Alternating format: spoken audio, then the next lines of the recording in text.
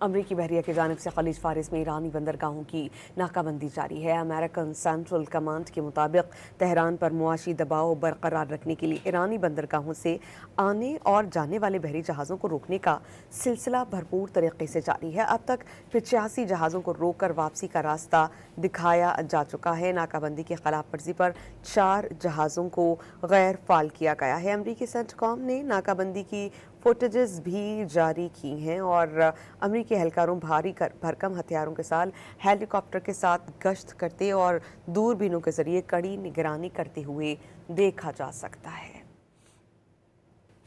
अमरीकी बहरिया की जानिब से खलीज फारिस में ईरानी बंदरगाहों की नाकाबंदी जारी है। अमेरिकन सेंट्रल कमांड के मुताबिक तेहरान पर मुआशी दबाव बरकरार रखने के लिए ईरानी बंदरगाहों से आने और जाने वाले बहरी जहाज़ों को रोकने का सिलसिला भरपूर तरीके से जारी है। अब तक 85 जहाज़ों को रोककर वापसी का रास्ता दिखाया जा चुका है। नाकाबंदी की खिलाफ वर्जी पर 4 जहाज़ों को गैर फाल किया गया है। अमरीकी सेंटकॉम ने नाकाबंदी की फुटेजेस भी जारी की हैं और अमरीकी एहलकारों भारी भरकम हथियारों के साथ हेलीकॉप्टर के साथ गश्त करते और दूरबीनों के जरिए कड़ी निगरानी करते हुए देखा जा सकता है।